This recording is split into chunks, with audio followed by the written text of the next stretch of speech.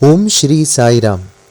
ರಾಮಕಥಾ ರಸವಾಹಿನಿ ಅಧ್ಯಾಯ 26 ಮುತ್ತಿಗೆ. ಲಂಕಾ ಪ್ರವೇಶ.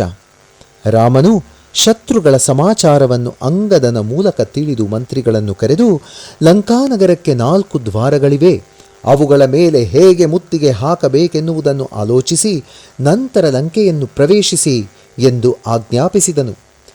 ರಾಮಾಜ್ಞೆಯನ್ನು ಅನುಸರಿಸಿ ಕಪಿರಾಜನೂ ಭಲ್ಲೂಕರಾಜನೂ ರಾಕ್ಷಸರಾಜನೂ ರಾಮನಿಗೆ ನಮಸ್ಕರಿಸಿ ವಾನರ ಸೈನ್ಯವನ್ನು 4 ಭಾಗ ಮಾಡಿದರು. ಯಥಾಯೋಗ್ಯವಾಗಿ ಅವುಗಳಿಗೆ ಸೇನಾಧಿಪತಿಗಳನ್ನು ನೇಮಿಸಿದರು. ಸೇನಾಧಿಪತಿಗಳು ಸಿಂಹನಾದ ಮಾಡುತ್ತಾ ಯುದ್ಧಕ್ಕೆ ಹೊರಟರು. ರಾಮನನ್ನು ಸ್ಮರಿಸುತ್ತಾ ವಾನರರು ಪರ್ವತಗಳನ್ನು, ವೃಕ್ಷಗಳನ್ನು, ಬಂಡೆಗಳನ್ನು ಹಿಡಿದು ನಡೆದರು. ರಾಕ್ಷಸರನ್ನು ಎದುರಿಸಿದರು. ಲಂಕಾನಗರವು ದುರ್ಗಮವೂ ಅಭೇದ್ಯವೂ ಆದರೂ ರಾಮನ ಅನುಗ್ರಹದಿಂದ ನಿರ್ಭಯವಾಗಿ ಲಂಕೆಯನ್ನು ಪ್ರವೇಶಿಸಿದರು. ಪೂರ್ವ ಭಾಗದಲ್ಲಿ ನಲನೂ, ದಕ್ಷಿಣ ಭಾಗದಲ್ಲಿ ಅಂಗದನೂ, ಪಶ್ಚಿಮ ಭಾಗದಲ್ಲಿ ಮಹಾವೀರನೂ, ಉತ್ತರ ಭಾಗವನ್ನು ಕಾಪಾಡುತ್ತಿದ್ದ ದಶಕಂಠನೊಂದಿಗೆ ಸ್ವತಃ ರಾಮನೂ ಹೋರಾಡಿದರು. ವಾನರರಿಗೆ ರಣಭೇರಿ ಇರಲಿಲ್ಲ. ರಾಮನಾಮವೇ ಸಕಲ ಭೇರಿಗಳಿಗೆ ಸಮಾನವಾಗಿ ಮುಗಿಲು ಮುಟ್ಟುತ್ತಿತ್ತು. ಲಂಕಾನಗರದಲ್ಲಿ ಬಹಳ ಕೋಲಾಹಲವಾಯಿತು. ರಾವಣನು ಆ ಹಾಹಾಕಾರವನ್ನು ಕೇಳಿ ದುರಭಿಮಾನವನ್ನು ಬಿಡದೆ, ಇಂದು ರಾಕ್ಷಸರಿಗೆ ದೊಡ್ಡ ಔತಣವಾಯಿತೆಂದು ನಗುತ್ತಾ ದುರಹಂಕಾರದಿಂದ ಬೀಗಿದನು. ಮೇರು ಪರ್ವತದ ಶಿಖರವನ್ನಾವರಿಸಿದ ಮೇಘಗಳಂತೆ ರಾಕ್ಷಸರು ಕೋಟಿ ಬುರುಜಗಳನ್ನಾವರಿಸುತ್ತಿದ್ದರು. ರಣಭೇರಿಗಳನ್ನು ಮೊಳಗಿಸುತ್ತಿದ್ದರು. ಒಂದು ಕಡೆ ರಾಕ್ಷಸರು ಬಂಡೆಗಳನ್ನು, ವೃಕ್ಷಗಳನ್ನು ಎಸೆಯುತ್ತಿದ್ದರು. ಅವು ಕೆಳಗೆ ಬೀಳುವ ಮೊದಲೇ ವಾನರರು ಅವುಗಳನ್ನು ಹಿಡಿದು ಅವುಗಳನ್ನೇ ರಾಕ್ಷಸರ ಮೇಲೆ ಎಸೆಯುತ್ತಿದ್ದರು. ರಾಮನ ಅನುಗ್ರಹದಿಂದ ವಾನರರ ಬಲ ಅಧಿಕವಾಯಿತು. ವಾನರರು ರಾಕ್ಷಸರನ್ನು ಸಿಕ್ಕಲ್ಲಿ ಕೊಲ್ಲುತ್ತಾ ಹೋದರು. ಚಂಡಮಾರುತ ಬೀಸಿದಾಗ ಮೇಘಗಳ ಸಮೂಹ 4 ದಿಕ್ಕಿಗೂ ಚೆದುರುವಂತೆ ವಾನರರ ಪ್ರತಾಪದ ಫಲವಾಗಿ ರಾಕ್ಷಸರ ಸೈನ್ಯಗಳು ದಿಕ್ಕುಗೆಟ್ಟು ಚೆದುರಿದವು. ಲಂಕಾನಗರದಲ್ಲಿ ಹಾಹಾಕಾರ ಹುಟ್ಟಿತು. ರಾಕ್ಷಸ ಸ್ತ್ರೀಯರು, ವೃದ್ಧರು, ಮಕ್ಕಳೂ ರಾವಣನನ್ನು ಹಲವು ವಿಧವಾಗಿ ದೂಷಿಸಲಾರಂಭಿಸಿದರು. ಕೆಲವು ರಾಕ್ಷಸರು ಯುದ್ಧವನ್ನು ಬಿಟ್ಟು ತಮ್ಮ ತಮ್ಮ ಕುಟುಂಬಗಳೊಂದಿಗೆ ಪ್ರಾಣ ರಕ್ಷಣೆಗಾಗಿ ಓಡಿದರು. ಅದನ್ನು ನೋಡಿ ರಾವಣನು ಹಲ್ಲು ಕಡಿಯುತ್ತಾ, ತಲೆ ಕೆಟ್ಟ ಹೇಡಿಗಳೇ, ಬೆನ್ನು ತೋರಿಸಿ ಓಡುವವನನ್ನು ನನ್ನ ಚಂದ್ರಾಯುಧದಿಂದ ಕತ್ತರಿಸುತ್ತೇನೆ ಎಂದು ಗರ್ಜಿಸಿದನು. ಆಗ ಕೆಲವರು ಭಯಪಟ್ಟು ವಿಧಿಯಿಲ್ಲದೆ ಮತ್ತೆ ಯುದ್ಧದಲ್ಲಿ ಸೇರಿಕೊಂಡರು. ವಾನರರು ವೀರಾವೇಶದಿಂದ ರಾಮನ ಸ್ಮರಣೆ ಮಾಡುತ್ತಾ ರಾವಣನ ದುರ್ಗವನ್ನು ಪ್ರವೇಶಿಸಿ ಅದನ್ನು ನೆಲಸಮ ಮಾಡಿದರು. ಒಂದು ಬಂಗಾರದ ತೋರಣ ಗಂಬವನ್ನು ಕಿತ್ತು ಅದನ್ನೇ ಆಯುಧ ಮಾಡಿಕೊಂಡು ಮಾರಣ ಹೋಮ ಪ್ರಾರಂಭಿಸಿದರು. ಒಬ್ಬೊಬ್ಬ ರಾಕ್ಷಸನನ್ನು ಕೊಂದು ಅವನ ತಲೆಯನ್ನು ಕತ್ತರಿಸಿ ಎಸೆಯಲಾರಂಭಿಸಿದರು. ಅವು ರಾವಣನೆದುರು ಬಂದು ಬೀಳುತ್ತಿದ್ದುವು. ಹೀಗೆ ವಾನರರು ಶತ್ರು ಸೈನ್ಯದ ಮೇಲೆ ಬಿದ್ದು ಭುಜಬಲ ಪ್ರದರ್ಶಿಸುತ್ತಾ ಸುನಾಯಾಸವಾಗಿ ರಾಕ್ಷಸರನ್ನು ಸಂಹರಿಸಿ ಹಿಂತಿರುಗಿ ರಾಮನ ಬಳಿಗೆ ಬಂದರು. ಅಷ್ಟರಲ್ಲಿ ರಾತ್ರಿ ಪ್ರಾರಂಭವಾಯಿತು. ರಾಕ್ಷಸರ ಬಲ ಅಧಿಕವಾಯಿತು. ರಾಕ್ಷಸರು ರಾವಣನಿಗೆ ಜೈ ಎಂದು ಸಿಂಹನಾದ ಮಾಡಿದರು. ವಾನರರು ತಿರುಗಿ ಯುದ್ಧಕ್ಕೆ ಹೊರಟರು. ವಾನರ ರಾಕ್ಷಸ ಸೈನ್ಯಗಳು ಹೋರಾಡಿದುವು. ರಾಕ್ಷಸ ಸೈನ್ಯ ಹಿಮ್ಮೆಟ್ಟಿತು. ಆಗ ಅಕಂಪ ಮತ್ತು ಅತಿಕಾಯರು ರಾಕ್ಷಸರ ಮಾಯೆಯನ್ನು ಸೃಷ್ಟಿಸಿದರು. ಅವರ ಮಾಯೆಯ ಫಲವಾಗಿ ಕ್ಷಣದಲ್ಲಿ 4 ದಿಕ್ಕಿನಲ್ಲೂ ಗಾಢಾಂಧಕಾರ ವ್ಯಾಪಿಸಿತು. ರಕ್ತ, ಧೂಳು ಮತ್ತು ಕಲ್ಲಿನ ಮಳೆ ಸುರಿಯಿತು. ವಾನರರಿಗೆ ಒಬ್ಬರಿಗೊಬ್ಬರು ಕಾಣಿಸದೆ ಯಾರು ವಾನರರೋ ಯಾರು ರಾಕ್ಷಸರೋ ತಿಳಿಯದೇ ಹೋಯಿತು. ಇದರಿಂದ ವಾನರರಿಗೆ ಭಯವಾಯಿತು. ರಾಮಾ ರಾಮಾ ಎಂದು ಮೊರೆಯಿಟ್ಟರು. ಅದನ್ನು ಕೇಳಿ ರಾಮನು ಅಂಗದ ಹನುಮಂತರನ್ನು ಕರೆದು ರಾಕ್ಷಸರು ಸೃಷ್ಟಿಸಿದ ಮಾಯೆಯನ್ನು ಅವರಿಗೆ ತಿಳಿಸಿದನು. ಅವರು ಕೋಪದಿಂದುರಿದರು. ರಾಮನು ವಾನರರ ಮೇಲೆ ದಯೆತೋರಿ ಆಗ್ನೇಯಾಸ್ತ್ರವನ್ನು ಪ್ರಯೋಗಿಸಿದನು. ಅದರಿಂದ ರಾಕ್ಷಸರ ಮಾಯಾಕತ್ತಲೆ ಮಾಯವಾಯಿತು. ರಣರಂಗ ಪ್ರಕಾಶಮಾನವಾಯಿತು. 10 ದಿಕ್ಕುಗಳು ಪ್ರಕಾಶಿಸಿದ್ದರಿಂದ ವಾನರ ಭಲ್ಲೂಕಗಳು ಹಿಂದಿನ ಶ್ರಮವನ್ನೆಲ್ಲ ಮರೆತು ಉತ್ಸಾಹದಿಂದ ಯುದ್ಧವನ್ನಾರಂಭಿಸಿದರು. ಅಂಗದ ಹನುಮಂತರು ಗರ್ಜಿಸುತ್ತಾ ಯುದ್ಧ ಮಾಡುತ್ತಿದ್ದ ಸ್ಥಳಗಳನ್ನು ಬಿಟ್ಟು ರಾಕ್ಷಸರು ಓಡಲಾರಂಭಿಸಿದರು. ಓಡುತ್ತಿದ್ದ ರಾಕ್ಷಸರನ್ನು ವಾನರರು ತಡೆದು ಕಾಲುಗಳನ್ನು ಹಿಡಿದು ಸಮುದ್ರ ಕೊಗೆಯುತ್ತಿದ್ದರು. ಸತ್ತ ರಾಕ್ಷಸರ ಶವಗಳನ್ನು ಸಮುದ್ರಕ್ಕೆಸೆಯುತ್ತಿದ್ದರು. ಹೀಗೆ ಶತ್ರು ಸೈನ್ಯವನ್ನು ವಾನರರು ಸದೆಬಡಿದು ಸಿಂಹನಾದ ಮಾಡಿದರು. ಇಷ್ಟರಲ್ಲಿ ಕತ್ತಲೆ 4 ದಿಕ್ಕುಗಳಿಗೂ ವ್ಯಾಪಿಸಿತು. ವಾನರರು ರಾಮನ ಬಳಿಗೆ ಬಂದರು. ರಾಮನ ಕಟಾಕ್ಷ ದೃಷ್ಟಿ ಅವರೆಲ್ಲರ ಮೇಲೆ ಬಿದ್ದ ಮಾತ್ರಕ್ಕೆ ಅವರ ಶ್ರಮವೆಲ್ಲ ಹೋಯಿತು. ಮಾಲ್ಯವಂತ ಅತ್ತ ಲಂಕೆಯಲ್ಲಿ ರಾವಣನು ಮಂತ್ರಿಗಳನ್ನು ಬರಮಾಡಿಕೊಂಡು, ಮಂತ್ರಿಗಳೇ, ಈ ದಿನ ಅನೇಕ ರಾಕ್ಷಸರು ಹತರಾದರು. ಸಹಸ್ರ ಸಂಖ್ಯೆಯ ಸೈನ್ಯವನ್ನು ವಾನರರು ಸಂಹರಿಸಿದರು. ನಾವಿನ್ನು ಅನುಸರಿಸಬೇಕಾದ ಮಾರ್ಗವೇನೆನ್ನುವುದನ್ನು ಆಲೋಚಿಸಿ ಎಂದು ಆಜ್ಞಾಪಿಸಿದನು. ರಾವಣನ ಮಾತಾಮಹನೂ ರಾವಣನ ತಂದೆಗೂ ಮಂತ್ರಿಯಾಗಿದ್ದ ಮಾಲ್ಯವಂತನೆನ್ನುವ ರಾಕ್ಷಸ ವೃದ್ಧ ಮಂತ್ರಿ ಎದ್ದು ರಾವಣನಿಗೆ ಅನೇಕ ನೀತಿ ಮಾರ್ಗಗಳನ್ನು ಉಪದೇಶಿಸಿದನು. ಓ ರಾವಣ, ನನ್ನ ಮಾತನ್ನು ಶಾಂತವಾಗಿ ಆಲೈಸು. ನನ್ನನ್ನು ಕ್ಷಮಿಸು. ಜಾನಕಿಯನ್ನು ತಂದಾಗಿನಿಂದ ಮೊದಲುಗೊಂಡು ದುಶ್ಶಕುನಗಳು ಕಾಣುತ್ತಿವೆ. ಅವುಗಳನ್ನು ಪ್ರತ್ಯೇಕವಾಗಿ ಹೇಳಲು ಸಾಧ್ಯವಿಲ್ಲ. ಮಹಾಪುರುಷನಾದ ರಾಮನ ಪ್ರತಾಪವನ್ನು ವೇದಗಳು ಕೂಡ ವರ್ಣಿಸಲಾರವು. ಅಂಥ ವಿರಾಟ ಪುರುಷನನ್ನು ಎದುರಿಸುವುದರಿಂದ ಶ್ರೇಯಸ್ಸಾಗದು. ನೀನು ಶಾಂತವಾಗಿ ಆಲೋಚಿಸುವುದೊಳ್ಳೆಯದು. ಆ ಮಹಾಪುರುಷನೇ ಹಿರಣ್ಯಕಶಿಪು ಹಿರಣ್ಯಾಕ್ಷರನ್ನು ಸಂಹರಿಸಿದವನು. ಕಾಲಸ್ವರೂಪನಾಗಿ ಆಗಾಗ ದುಷ್ಟರನ್ನು ಸಂಹರಿಸುವನು. ಅವನು ಸಕಲ ಗುಣಧಾಮನು. ಅವನೊಂದಿಗೆ ನಿನಗೆ ವೈರ ಸಲ್ಲದು. ರಾಜ, ಲಂಕೆಯನ್ನು ಕಾಪಾಡು. ಸೀತೆಯನ್ನು ರಾಮನಿಗೊಪ್ಪಿಸು. ಕಾಲಹರಣ ಮಾಡುವುದೊಳ್ಳೆಯದಲ್ಲ ಎಂದು ಹೇಳಿ ನಮಸ್ಕರಿಸಿದನು. ಪುತ್ರನ ವೀರಾವೇಶ. ಮಾಲ್ಯವಂತನ ಮಾತುಗಳು ಬಾಣದಂತೆ ರಾವಣನನ್ನು ತಾಕಿತು. ರಾವಣನು ಉಗ್ರನಾಗಿ, ಎಲವೋ, ನೀನು ಕಾಲನ ಮುಖವನ್ನು ಪ್ರವೇಶಿಸಲು ಹವಣಿಸಿದಂತಿದೆ. ನೀನು ವೃದ್ಧನಾದ್ದರಿಂದ ಕ್ಷಮಿಸಿದ್ದೇನೆ. ಇಲ್ಲದಿದ್ದರೆ ತುಂಡು ತುಂಡು ಮಾಡುತ್ತಿದ್ದೆ. ಇನ್ನು ನನ್ನೆದುರಿಗಿರಬೇಡ, ತೊಲಗು ಎಂದು ಬೂಸುಗುಟ್ಟಿದನು. ರಾವಣನ ಅಹಂಕಾರಕ್ಕೆ, ಅಜ್ಞಾನಕ್ಕೆ ಮಾಲ್ಯವಂತನು ಒಳಗೇ ನಗುತ್ತಾ, ಈ ದುರ್ಮಾರ್ಗನ ಅಂತ್ಯಕಾಲ ಹತ್ತಿರವಾಗುತ್ತಿದೆ. ಒಳ್ಳೆಯ ಮಾತುಗಳನ್ನು ಹೃದಯಕ್ಕೆ ಸೇರಿಸಿಕೊಳ್ಳದೆ ವಿಪರೀತ ಬುದ್ಧಿ ವಿಕಾರ ಚೇಷ್ಟೆಗಳಿಗೆ ಗುರಿಯಾಗುತ್ತಿದ್ದಾನೆ ಎಂದು ಚಿಂತಿಸಿದನು. ನಂತರ ಮೇಘನಾದನೆದ್ದು, ತಂದೆಯೇ, ಚಿಂತಿಸಬೇಡ. ನಾಳೆ ಬೆಳಗ್ಗೆ ನನ್ನ ರಣಕೌಶಲವನ್ನು ನೋಡುವಿರಂತೆ. ನಾನು ಆಡಿ ತೋರಿಸುವುದಕ್ಕಿಂತ ಹೆಚ್ಚು ಮಾಡಿ ತೋರಿಸುತ್ತೇನೆ ಎಂದು ಹೇಳಿದನು. ಅವನ ಮಾತುಗಳು ರಾವಣನನ್ನು ಸ್ವಲ್ಪ ಶಾಂತಪಡಿಸಿತು. ಅವನಲ್ಲಿ ಧೈರ್ಯೋತ್ಸಾಹ ಹುಟ್ಟಿತು. ಮಗನನ್ನು ಹತ್ತಿರ ಕರೆದು ಅವನ ಶಿರಸ್ಸನ್ನು ಮುದ್ದಾಡಿ ಅವನ ಧೈರ್ಯ ಸಾಹಸಗಳನ್ನು ಕೊಂಡಾಡಿದನು. ಅರ್ಧರಾತ್ರಿಯ ವೇಳೆಗೆ ಸಭೆಯನ್ನು ಮುಗಿಸಿ ಎಲ್ಲರೂ ತಮ್ಮ ಮನೆಗಳಿಗೆ ಹೊರಟರು. ಅವರು ಮನೆಯಲ್ಲಿ ಮಲಗಿದರೇ ವಿನಾ ನಿದ್ರೆ ಹತ್ತಲಿಲ್ಲ. ಬಾಯಿಗೆ ತಿಂಡಿ ರುಚಿಸಲಿಲ್ಲ. ಯಾವ ನಿಮಿಷ ಏನು ಆಂದೋಲನವೋ ಎಂದು ಎಲ್ಲರಿಗೂ ತಳಮಳ. ಭಯದಿಂದ ಚಿಂತಿಸುತ್ತಿರುವಂತೆಯೇ ಅರುಣೋದಯವಾಗಿತು. ವಾನರ ಭಲೂಕಗಳು ನಗರವನ್ನು 4 ದಿಕ್ಕುಗಳಿಂದಲೂ ಮುತ್ತಿದುವು. ಲಂಕೆಯಲ್ಲಿ ಕೋಲಾಹಲ ಉಲ್ಬಣಿಸಿತು. ವಾನರರ ಕೂಗಿನಿಂದ ಭೂಮಿ ಅದುರಿತು. ಅವರ ಗರ್ಜನೆ ಮುಗಿಲು ಮುಟ್ಟಿತು. ರಾಕ್ಷಸ ವೀರರು ಕೂಡ ಗರ್ಜಿಸಿದರು. ವಾನರರು ಎಸೆದ ಬಂಡೆಗಳ ಹೊಡೆತಕ್ಕೆ ಸಿಕ್ಕಿ ರಾಕ್ಷಸರ ಶರೀರಗಳು ಜರ್ಝರಿತವಾದವು. ಇಂದ್ರಜಿತ್.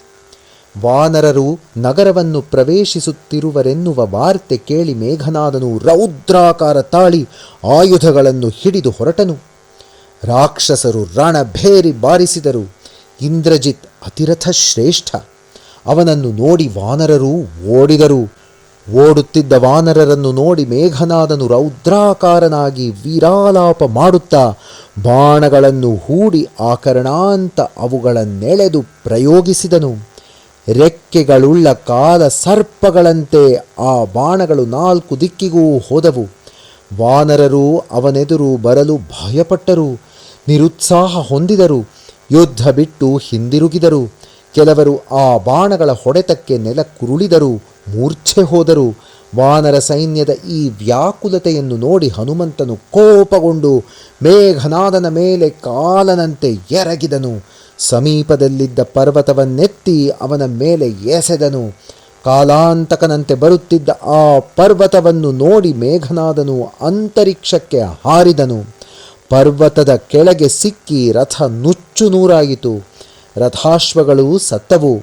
ಸಾರಥಿಯೂ ಮಡಿದನು. ಮೇಘನಾದನು ಅನೇಕ ವಿಧವಾಗಿ ರಾಕ್ಷಸ ಮಾಯೆಯನ್ನು ಸೃಷ್ಟಿಸಿದನು.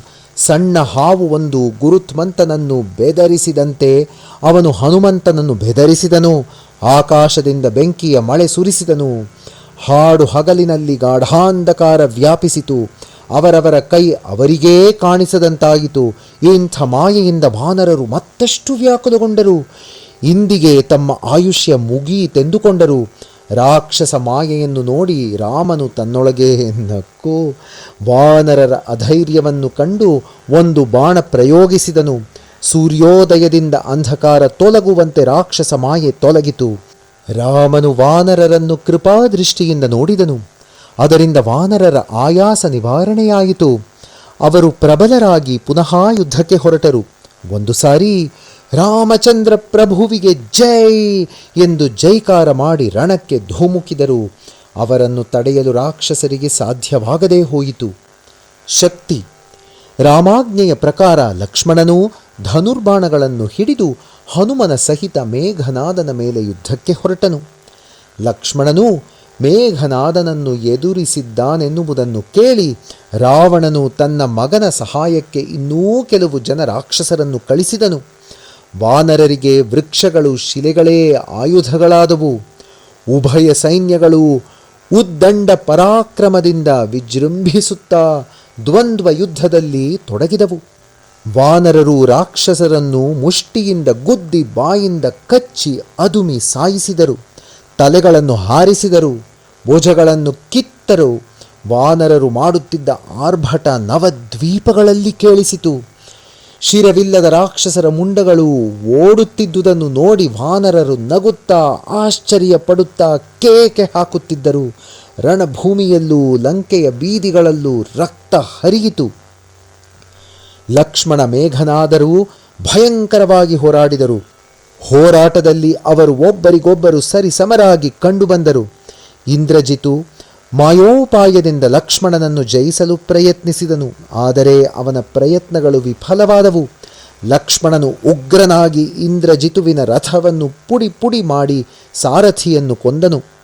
ಇಂದ್ರಜಿತು ಇನ್ನು ತನ್ನ ಪ್ರಾಣ ಉಳಿಯುವುದಿಲ್ಲವೆಂದು ತಿಳಿದು ದೇದೀಪ್ಯಮಾನನಾಗಿ ಬೆಳಗುತ್ತಿದ್ದ ಬ್ರಹ್ಮದತ್ತವಾದ ಮಹಾಶಕ್ತಿಯನ್ನು ತೆಗೆದು ಲಕ್ಷ್ಮಣನ ಹೃದಯಕ್ಕೆ ಗುರಿಯಿಟ್ಟು ಪ್ರಯೋಗಿಸಿದನು. ಅದು ಬಂದು ಲಕ್ಷ್ಮಣನ ಹೃದಯಕ್ಕೆ ನಾಟಿದ ತಕ್ಷಣ ಲಕ್ಷ್ಮಣನು ಮೂರ್ಛೆ ಹೋದನು. ಇಂದ್ರಜಿತನು ಧೈರ್ಯವಾಗಿ ನೆಲದ ಮೇಲೆ ಬಿದ್ದಿದ್ದ ಲಕ್ಷ್ಮಣನ ಬಳಿಗೆ ಬಂದನು. ಇಂದ್ರಜಿತುವೂ ಅವನ ಸಮಾನವಾದ ಬಲವಂತರೂ ಲಕ್ಷ್ಮಣನ ಶರೀರವನ್ನೆತ್ತಲು ಪ್ರಯತ್ನಿಸಿದರು. ಅವರ ಯತ್ನವು ವಿಫಲವಾಯಿತು. ಕೋಟ್ಯಂತರ ರಾಕ್ಷಸರು ಬಂದರೂ ಎತ್ತಲು ಸಾಧ್ಯವಾಗಲಿಲ್ಲ. ಆದಿಶೇಷನನ್ನು ಎತ್ತಬಲ್ಲ ಬಲವಂತರುಂಟೆ? ಯಾರು ಬಂದರೂ ಲಕ್ಷ್ಮಣನ ದೇಹವನ್ನು ಕದಲಿಸಲಾಗಲಿಲ್ಲ. ರಾಮನ ಕಟಾಕ್ಷವುಳ್ಳವರಿಗೇ ಲಕ್ಷ್ಮಣನನ್ನು ಕದಲಿಸಲು ಸಾಧ್ಯ, ಬೇರೆಯವರಿಗೆಲ್ಲಿ ಸಾಧ್ಯ? ಆ ವೇಳೆಗೆ ಸಾಯಂಕಾಲವಾಗಿತು. ಉಭಯ ಸೈನ್ಯಗಳು ತಮ್ಮ ತಮ್ಮ ಬಿಡದಿಗೆ ಹಿಂದಿರುಗಿದುವು. ರಾಮನು ಲಕ್ಷ್ಮಣನನ್ನು ಕಾಣದೆ ಲಕ್ಷ್ಮಣನೆಲ್ಲಿ ಎಂದು ವಾನರರನ್ನು ಪ್ರಶ್ನಿಸಿದನು. ಅಷ್ಟರಲ್ಲಿ ಹನುಮಂತನು ಮೂರ್ಛೆ ಹೋದ ಲಕ್ಷ್ಮಣನ ದೇಹವನ್ನು ಹೆಗಲ ಮೇಲೆ ಹೊತ್ತು ರಾಮ ರಾಮ ಎನ್ನುತ್ತಾ ಅಲ್ಲಿಗೆ ಬಂದನು. ಅದನ್ನು ನೋಡಿ ರಾಮನು ಕಳವಳಗೊಂಡವನಂತೆ ನಟಿಸಿದನು. ಲಕ್ಷ್ಮಣನ ದೇಹವನ್ನು ತೊಡೆಯ ಮೇಲಿಟ್ಟುಕೊಂಡು ಅನೇಕ ವಿಧವಾಗಿ ಅವನನ್ನು ಪರೀಕ್ಷಿಸಿದನು. ಸುಷೇಣ ಆಗ ಜಾಂಬವಂತನು, ನಾಥ, ಕಾಲಹರಣ ಮಾಡದೆ ಲಂಕೆಯಲ್ಲಿರುವ ಸುಷೇಣನೆನ್ನುವ ವೈದ್ಯನನ್ನು ಕರೆತರುವುದೊಳ್ಳೆಯದು ಎಂದು ಪ್ರಾರ್ಥಿಸಿದನು. ಒಡನೆಯೇ ಹನುಮಂತನು ಸೂಕ್ಷ್ಮ ರೂಪ ಧರಿಸಿ ಲಂಕೆಯನ್ನು ಪ್ರವೇಶಿಸಿದನು. ಆದರೆ ತಾನು ಕರೆದರೆ ಸುಷೇಣ ಬರುವನೋ ಇಲ್ಲವೋ ಎನ್ನುವ ಅನುಮಾನ ಉಂಟಾಯಿತು. ಏನಾದರಾಗಲಿ ಎಂದು ಸುಷೇಣನ ಮನೆಯನ್ನೇ ಬುಡಸಹಿತ ಕಿತ್ತು ಹೊತ್ತು ರಾಮನ ಪಾಳೆಯದೊಳಕ್ಕೆ ತಂದನು. ಸುಷೇಣನು ರಾಮನಿಗೆ ನಮಸ್ಕರಿಸಿ ಔಷಧಿಯ ಹೆಸರನ್ನು, ಅದು ಸಿಕ್ಕುವ ಪರ್ವತದ ಹೆಸರನ್ನೂ ಹೇಳಿದನು. ಅದನ್ನು ತರಬಲ್ಲವರು ಯಾರೆಂದು ಯೋಚಿಸುತ್ತಿರುವಂತೆಯೇ ಹನುಮಂತನು ರಾಮನ ಪಾದಾರವಿಂದಗಳಿಗೆ ನಮಸ್ಕರಿಸಿ ಅಪ್ಪಣೆಯಾದರೆ ಹೋಗಿ ತರುತ್ತೇನೆ ಎಂದು ಪ್ರಾರ್ಥಿಸಿದನು. ರಾಮನು ಅನುಮತಿ ಇತ್ತನು. ಕಾಲನೇಮಿಯ ಕಥೆ. ಸುಷೇಣನು ರಾಮ ಸನ್ನಿಧಿಯಲ್ಲಿರುವನೆನ್ನುವುದು ಒಬ್ಬ ಗೂಢಚಾರನ ಮೂಲಕ ರಾವಣನಿಗೆ ತಿಳಿಯಿತು. ಅವನನ್ನು ಕೊಂಡೊಯ್ದವನು ಹನುಮಂತನಾದ್ದರಿಂದ ಅವನನ್ನೆದುರಿಸುವಂತೆ ಕಾಲನೇಮಿಗೆ ಹೇಳಿದನು. ಕಾಲನೇಮಿಯು, ರಾವಣ, ನಿನ್ನ ಕಣ್ಣೆದುರಿನಲ್ಲೇ ಹನುಮಂತನು ಲಂಕೆಯನ್ನು ಧ್ವಂಸ ಮಾಡಿದನಲ್ಲವೇ? ಅಂತಹ ಹನುಮಂತನನ್ನು ಸೋಲಿಸಲು ನನ್ನಲ್ಲೇನು ಶಕ್ತಿ ಇದೆ? ಈಗಲಾದರೂ ಕಾಲ ಮಿಂಚಿ ಹೋಗಿಲ್ಲ. ರಾಮನನ್ನು ಜಯಿಸುತ್ತೇನೆನ್ನುವ ನಿನ್ನ ಭ್ರಾಂತಿಯನ್ನು ಬಿಡು. ರಾಮನ ಚರಣಗಳನ್ನಾಶ್ರಯಿಸು, ಅದರಿಂದ ನಿನಗೆ ಒಳ್ಳೆಯದಾಗುವುದು. ನಿನ್ನ ಅಹಂಕಾರವನ್ನು ಮದವನ್ನು ಬಿಡು ಎಂದು ರಾವಣನಿಗೆ ಹಿತೋಪದೇಶ ಹೇಳಿದನು. ರಾವಣನು ಕೋಪಗೊಂಡು ಅವನನ್ನು ಧಿಕ್ಕರಿಸಿ, ನನ್ನ ಆಜ್ಞೆಯಂತೆ ಮಾಡುತ್ತೀಯೋ ಇಲ್ಲವೇ ನಿನ್ನನ್ನು ಹತ ಮಾಡೆನ್ನುತ್ತೀಯೋ ಎಂದು ಗರ್ಜಿಸಿದನು. ರಾಮನ ಕೈಯಲ್ಲಿ ಸಾಯುವುದೇ ಮೇಲು, ಇವನ ಕೈಯಲ್ಲೇಕೆ ಸಾಯಬೇಕು ಎಂದು ಯೋಚಿಸಿ ಕಾಲನೇಮಿ ಅಲ್ಲಿಂದ ಹೊರಟನು. ಮಾಯೆಯಿಂದ ದಾರಿಯಲ್ಲಿ ಒಂದು ಸರೋವರವನ್ನೂ ಉದ್ಯಾನವನವನ್ನೂ ಸೃಷ್ಟಿಸಿ ಋಷಿ ವೇಷವನ್ನು ಧರಿಸಿ ಧ್ಯಾನನಿಷ್ಠನಾಗಿ ಕುಳಿತನು. ಹನುಮಂತನು ಯುದ್ಧದಿಂದ ಬಿಡದಿಗೆ ಬಂದವನು ವಿಶ್ರಾಂತಿಯನ್ನೂ ತೆಗೆದುಕೊಳ್ಳದೆ ರಾಮಾಜ್ಞೆಯನ್ನು ಶಿರಸಾವಹಿಸಿ ಔಷಧಿ ತರಲು ಹೊರಟನು. ದಾರಿಯಲ್ಲಿ ಬಳಲಿ ಬಾಯಾರಿ ಕಾಲನೇಮಿ ಸೃಷ್ಟಿಸಿದ ಸುಂದರ ವನವನ್ನೂ ಆಶ್ರಮವನ್ನೂ ನೋಡಿ ದಾಹ ತೀರಿಸಿಕೊಂಡು ದಣಿವಾರಿಸಿಕೊಂಡು ಮುಂದೆ ಹೋಗೋಣವೆಂದು ಆ ಆಶ್ರಮವನ್ನು ಪ್ರವೇಶಿಸಿ ಮುನಿಗೆ ನಮಸ್ಕರಿಸಿದನು. ಅವನನ್ನು ನೋಡಿ ಆ ಕಪಟ ವೇಷಧಾರಿಯು ರಾಮನ ಗುಣಗಣಗಳನ್ನು ಗಾನ ಮಾಡಲಾರಂಭಿಸಿದನು. ಹನುಮಂತನು ಆಶ್ಚರ್ಯಪಟ್ಟು ತಾನೂ ರಾಮನಾಮ ಸ್ಮರಣೆ ಮಾಡಿದನು. ಆಗ ಕಪಟ ವೇಷಧಾರಿಯಾದ ಕಾಲನೇಮಿಯು, ವಾನರ, ರಾಮ ರಾವಣರಿಗೆ ಯುದ್ಧ ನಡೆಯುತ್ತಿದೆ. ನಿತ್ಯವೂ ನಾನು ಇಲ್ಲಿಂದಲೇ ನೋಡುತ್ತಿದ್ದೇನೆ. ಖಂಡಿತವಾಗಿ ರಾಮನಿಗೆ ಜಯವಾಗುವುದು ಸಂದೇಹವಿಲ್ಲ ಎಂದನು. ಹನುಮಂತನು ಆ ಮಾತಿಗೆ ಸಂತೋಷಪಟ್ಟನು. ತನಗೆ ಬಾಯಾರಿಕೆಯಾಗಿದೆ ಎಂದು ಹೇಳಿದನು. ವೇಷಧಾರಿಯಾದ ಋಷಿ ತನ್ನ ಕಮಂಡಲದಲ್ಲಿ ಒಳ್ಳೆಯ ನೀರಿದೆಯೆಂದೂ ಅದನ್ನು ಕುಡಿಯಬೇಕೆಂದೂ ಹೇಳಿ ಕಮಂಡಲವನ್ನು ಅವನ ಕೈಗಿತ್ತನು. ಹನುಮಂತನು, ಸ್ವಾಮಿ, ಇಷ್ಟು ನೀರು ನನಗೆ ಏನೇನೂ ಸಾಲದು ಎನ್ನಲು ಕಾಲನೇಮಿಯು ಹತ್ತಿರವಿದ್ದ ಸರೋವರವನ್ನು ತೋರಿಸಿ, ಅಲ್ಲಿ ನಿನ್ನ ಶ್ರಮ ತೀರಿಸಿಕೊಂಡು ತೃಪ್ತಿಯಾಗುವಷ್ಟು ನೀರು ಕುಡಿದು ಬಾ ಎಂದನು. ಹನುಮಂತನು ಕಾಲುಗಳನ್ನು ಸರೋವರದೊಳಗಿಟ್ಟೊಡನೆ ಒಂದು ಮೊಸಳೆ ಅವನ ಕಾಲುಗಳನ್ನು ಬಲವಾಗಿ ಹಿಡಿಯಿತು. ಹನುಮಂತನು ಅದರ ಹಿಡಿತದಿಂದ ತಪ್ಪಿಸಿಕೊಂಡು ಅದನ್ನು ಹೊರಗೆಳೆದು ಬಡಿದು ಕೊಂದನು. ಆಗ ಆ ಮೊಸಳೆ ತನ್ನ ಶರೀರವನ್ನು ಬಿಟ್ಟು ಒಬ್ಬ ದಿವ್ಯ ಪುರುಷನಾಗಿ ಎದುರು ನಿಂತಿತು. ಹನುಮಂತನು ಆಶ್ಚರ್ಯಪಟ್ಟು, ನೀನ್ಯಾರೋ ಎಂದು ಅವನನ್ನು ಪ್ರಶ್ನಿಸಿದನು. ಅವನು, ಓ ರಾಮದಾಸ, ನಿಮ್ಮ ದರ್ಶನ ಸ್ಪರ್ಶನಗಳಿಂದ ನನ್ನ ಪಾಪ ನಶಿಸಿತು, ನನ್ನ ಶಾಪ ನಿವಾರಣೆಯಾಯಿತು. ನಾನು ಕಾಲನೇಮಿಯೂ ಪೂರ್ವ ಜನ್ಮದಲ್ಲಿ ಗಂಧರ್ವರಾಗಿದ್ದೆವು. ಇಂದ್ರನ ಸಭೆಯಲ್ಲಿ ಗಾನ ಮಾಡುತ್ತಿದ್ದೆವು. ಆ ಸಮಯದಲ್ಲಿ ದುರ್ವಾಸರೆನ್ನುವ ಮಹಾಮುನಿ ಒಂದು ಸಾರಿ ಸಭೆಗೆ ಬಂದರು. ಅವರ ರೂಪವನ್ನು ನೋಡಿ ನಾವು ನಕ್ಕೆವು. ಅದರಿಂದ ಅವರು ಕೋಪಿಸಿಕೊಂಡು ರಾಕ್ಷಸರಾಗಿ ಹುಟ್ಟಿರೆಂದು ನಮ್ಮನ್ನು ಶಪಿಸಿದರು. ನಾವು ಚಿಂತೆಗೊಂಡು ಅವರ ಪಾದಗಳನ್ನು ಹಿಡಿದು ಪ್ರಾರ್ಥಿಸಿದೆವು. ಆಗ ಮಹಾಮುನಿ ಕರುಣಿಸಿ, ನೀವಿಬ್ಬರೂ ರಾಕ್ಷಸರಾಗಿ ಲಂಕಾ ನಗರದಲ್ಲಿ ಜನಿಸುವಿರಿ. ತ್ರೇತಾಯುಗದ ಚತುರ್ಥ ಪಾದದಲ್ಲಿ ರಾಮನು ಅವತಾರ ಮಾಡುವನು. ಆಗ ನಿಮ್ಮ ಲಂಕೆಯಲ್ಲಿ ದೊಡ್ಡ ಯುದ್ಧ ನಡೆಯುವುದು. ಆ ಯುದ್ಧದಲ್ಲಿ ಶಕ್ತಿಯೊಂದು ತಗಲಿ ಲಕ್ಷ್ಮಣನು ಮೂರ್ಛೆ ಹೋಗುವನು. ಅವನ ಚಿಕಿತ್ಸೆಗೆ ಸಂಜೀವಿನಿಯನ್ನು ತರಲು ಹನುಮಂತನು ಈ ಮಾರ್ಗವಾಗಿ ಬರುವನು. ಅವನಿಂದ ನಿಮ್ಮ ಶಾಪ ವಿಮೋಚನೆಯಾಗುವುದು ಎಂದು ಹೇಳಿದನು. ಎಲವು ವೀರನೇ, ಸಮೀಪದಲ್ಲಿರುವ ಸುಂದರ ವನದಲ್ಲಿ ವಾಸ ಮಾಡುತ್ತಿರುವ ಮುನಿ ವೇಷದಲ್ಲಿರುವ ರಾಕ್ಷಸನೇ ಕಾಲನೇಮಿ, ನನ್ನ ಮಾತನ್ನು ನಂಬು ಎಂದು ಆ ಗಂಧರ್ವನು ಬಿನ್ನವಿಸಿದನು. ಹನುಮಂತನು ಆ ಕಪಟ ಮುನಿಯ ಬಳಿಗೆ ಹೋಗಿ, ಓ ಗುರುಸ್ವಾಮಿ, ನನ್ನ ಗುರುದಕ್ಷಿಣೆ ಸ್ವೀಕರಿಸಿ ಎಂದನು. ನೀರು ಕುಡಿಯಲು ಹೋದ ಹನುಮಂತನು ಹಿಂತಿರುಗಿ ಬರಲು ಇಷ್ಟು ತಡವಾದುದೇಕೆ ಎಂದು ರಾಕ್ಷಸ ಕಾಲನೇಮಿಯು ಯೋಚಿಸಿ ಆ ಕೊಳದಲ್ಲಿದ್ದ ತನ್ನ ಮಿತ್ರನು ತನ್ನ ಗುಟ್ಟನ್ನು ಹೇಳಿರಬಹುದೇನೋ ಎಂದು ಶಂಕಿಸಿ ತನ್ನೆದುರು ಬಂದು ನಿಂತಿದ್ದ ಹನುಮಂತನನ್ನು ನೋಡಿಯೂ ನೋಡದವನಂತಿದ್ದನು. ಹನುಮಂತನು ಇವನ ಗುಟ್ಟನ್ನು ತಿಳಿದು ಕಣ್ಣು ಮುಚ್ಚಿ ಕುಳಿತಿದ್ದ ಆ ಕಪಟ ಸನ್ಯಾಸಿಯ ಕುತ್ತಿಗೆಗೆ ಬಾಲವನ್ನು ಸುತ್ತಿ ಅವನನ್ನು ಗಿರನೆ ತಿರುಗಿಸಿ ನೆಲ ಕಪ್ಪಳಿಸಿದನು. ಕಾಲನೇಮಿಯೂ ರಾಮ ರಾಮ ಎನ್ನುತ್ತಾ ಪ್ರಾಣ ಬಿಟ್ಟನು. ಭರತನ ಬಾಣ. ನಂತರ ಹನುಮಂತನು ದ್ರೋಣ ಪರ್ವತಕ್ಕೆ ಹೊರಟನು. ಅಲ್ಲಿ ಅವನು ಸಂಜೀವಿನಿ ಪರ್ವತವನ್ನು ನೋಡಿದ್ದನೇ ವಿನಾ ಔಷಧಿಯನ್ನು ಗುರುತಿಸಲಾರದೇ ಹೋದನು. ಆಲಸ್ಯ ಮಾಡಿದರೆ ರಾಮಾಜ್ಞೆ ಮೀರಿದಂತಾಗುವುದೆಂದು ಬಗೆದು ಆ ಪರ್ವತವನ್ನೇ ಹಸ್ತದಲ್ಲಿಟ್ಟುಕೊಂಡು ಅಯೋಧ್ಯ ಮಾರ್ಗವಾಗಿ ಬರುತ್ತಿದ್ದನು. ಆ ಸಮಯದಲ್ಲಿ ಭರತನು ಏಕಾಕಿಯಾಗಿ ಕುಳಿತು ರಾಮಚಿಂತನೆ ಮಾಡುತ್ತಿದ್ದನು. ಮೇಲೆ ಹೋಗುತ್ತಿದ್ದ ಹನುಮಂತನ ನೆರಳು ಭರತನ ಮೇಲೆ ಬಿದ್ದಿತು. ಭರತನು ತಲೆ ಎತ್ತಿ ನೋಡಿದನು.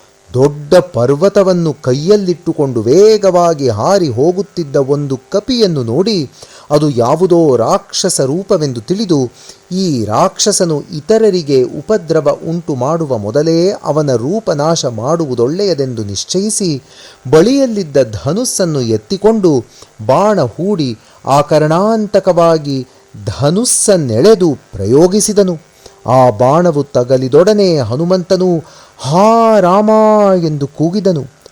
ಆ ರಾಮ ಶಬ್ದವನ್ನು ಕೇಳಿ ಭರತನು ಥಟ್ಟನೆ ಎದ್ದು ಕೆಳಗೆ ಬಿದ್ದ ವಾನರನ ಬಳಿ ಹೋಗಿ ಅವನ ವೃತ್ತಾಂತವನ್ನು ಕೇಳಿ ದುಃಖಿಸಿದನು. ಹನುಮಂತನನ್ನು ಆಲಂಗಿಸಿಕೊಂಡು ತನ್ನ ತಪ್ಪನ್ನು ಕ್ಷಮಿಸಬೇಕೆಂದು ಕೋರಿ ಕಣ್ಣೀರು ಹಾಕಿದನು. ಮನೋವಾಕ್ಕಾಯಗಳಿಂದ ನಾನು ಹೃದಯಪೂರ್ವಕವಾಗಿ ರಾಮನನ್ನು ಸ್ಮರಿಸುತ್ತಿರುವುದು ಸತ್ಯವಾಗಿದ್ದಲ್ಲಿ ಈ ವಾನರನನ್ನು ರಾಮನು ರಕ್ಷಿಸಿ ಯಥಾರೀತಿಯಾಗಿ ಶಕ್ತಿ ಕೊಡಲಿ ಎಂದು ಪ್ರಾರ್ಥಿಸಿದನು. ಭರತನು ಹೀಗೆ ಶಪಥ ಮಾಡಿದೊಡನೆಯೇ ಹನುಮಂತನ ಬಾಧೆ ಹೋಗಿ ಅವನು ಮೊದಲಿನಂತೆ ಎದ್ದು ನಿಂತನು. ಭರತನನ್ನು ಪರೀಕ್ಷಿಸುವ ಸಲುವಾಗಿ ರಾಮಚಂದ್ರ ಪ್ರಭುವಿಗೆ ಜೈ, ರಘುರಾಮನಿಗೆ ಜೈ ಎಂದು ಜೈಕಾರ ಮಾಡಿದನು. ಅದನ್ನು ಕೇಳಿ ಭರತನು ದುಃಖವನ್ನು ಅದುಮಿಕೊಳ್ಳಲಾಗದೆ ಗೊಳ್ಳೆಂದು ಅತ್ತನು. ಓ ಕಪೀಶ್ವರ, ನಮ್ಮ ಸೀತಾರಾಮ ಲಕ್ಷ್ಮಣರು ಕುಶಲವೇ? ನಮ್ಮ ತಾಯಿ ಜಾನಕೀದೇವಿ ಕುಶಲವೇ ಎಂದು ಆನಂದ ಬಾಷ್ಪ ಸುರಿಸುತ್ತಾ ಕೇಳಿದನು. ಆಂಜನೇಯನು ಎಲ್ಲ ವೃತ್ತಾಂತವನ್ನು ಭರತನಿಗೆ ತಿಳಿಸಿದನು. ಹಿಂದಿನ ಘಟನೆಗಳನ್ನೆಲ್ಲ ಸ್ಮರಿಸುತ್ತಾ ಲಕ್ಷ್ಮಣನ ಮೂರ್ಛೆಯ ವಿಷಯ ಕೇಳಿ ಭರತನು ನೆಲಕ್ಕೆ ಕುಸಿದನು. ನಂತರ ಚೇತರಿಸಿಕೊಂಡೆದ್ದು, ಹನುಮಂತ, ನನ್ನ ತಪ್ಪನ್ನು ಮನ್ನಿಸು. ಈ ಸಮಯದಲ್ಲಿ ನಾನು ನಿನ್ನನ್ನು ತಡೆದು ನಿಲ್ಲಿಸುವುದು ಸರಿಯಲ್ಲ. ಬೇಗನೆ ಸಂಜೀವಿನಿಯನ್ನು ತೆಗೆದುಕೊಂಡು ಹೋಗು ಎಂದು ಆಜ್ಞಾಪಿಸಿದನು. ಹನುಮಂತನು ಭರತನಿಗೆ ನಮಸ್ಕರಿಸಿ ಪರ್ವತವನ್ನೆತ್ತಿಕೊಂಡು ಆಕಾಶದಲ್ಲಿ ಹೊರಟನು.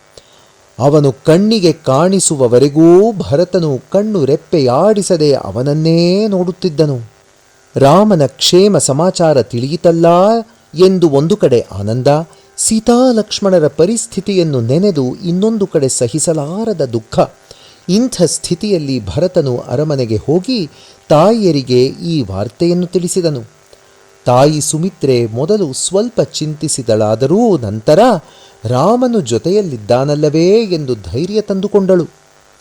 ನನ್ನ ಹೊಟ್ಟೆಯಲ್ಲಿ ಹುಟ್ಟಿದ ಮಗನು ರಾಮ ಕಾರ್ಯ ನಿಮಿತ್ತವಾಗಿ ತನ್ನ ದೇಹವನ್ನು ಉಪಯೋಗಿಸಿದನಲ್ಲವೇ, ಅಷ್ಟೇ ಸಾಕು, ನನ್ನ ಜನ್ಮ ಸಫಲವಾಯಿತು ಎಂದು ಸಂತೋಷಿಸಿದಳು.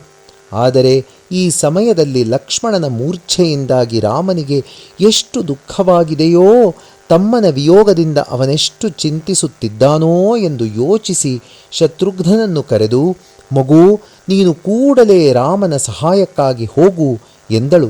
ಶತ್ರುಘ್ನನು ಥಟ್ಟನೆದ್ದು ಅದಕ್ಕಿಂತ ಹೆಚ್ಚಿನ ಮಹಾಭಾಗ್ಯ ಯಾವುದು ಎಂದು ಹೊರಡಲು ಸಿದ್ಧನಾದನು. ಆಗ ಭರತನು, ರಾಮಾಜ್ಞೆ ಇಲ್ಲದೆ ನಿನ್ನನ್ನು ಕಳಿಸುವುದು ಸರಿಯಲ್ಲ.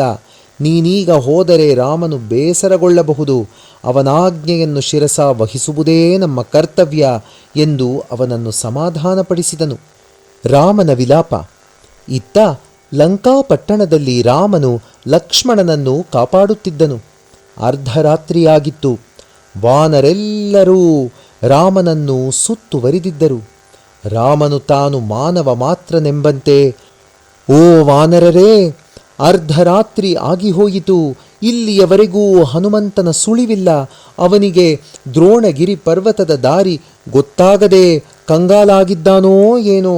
ನನ್ನ ತಮ್ಮನು ದೀರ್ಘ ಮೂರ್ಛೆಯಲ್ಲಿದ್ದಾನೆ ಎಂದು ಲಕ್ಷ್ಮಣನನ್ನು ನೋಡಿ ಅವನ ಮುಖವನ್ನು ಮುದ್ದಾಡಿದನು. ತಮ್ಮ, ಎಂದೂ ಕೂಡ ಇಷ್ಟು ದೀರ್ಘಕಾಲ ನನ್ನನ್ನು ನೋಡದೆ ನೀನು ಇದ್ದವನಲ್ಲ. ನಿನ್ನೆಯಿಂದ ನನ್ನನ್ನು ಸಮಾಧಾನಪಡಿಸುವವರಿಲ್ಲದೆ ನಿನ್ನ ಮಾತನ್ನು ಕೇಳದೆ ನಾನು ಸೊರಗಿದ್ದೇನೆ ಎಂದನು. ಸಾಮಾನ್ಯ ಮನುಷ್ಯನಂತೆ ದುಃಖಿಸಿದನು.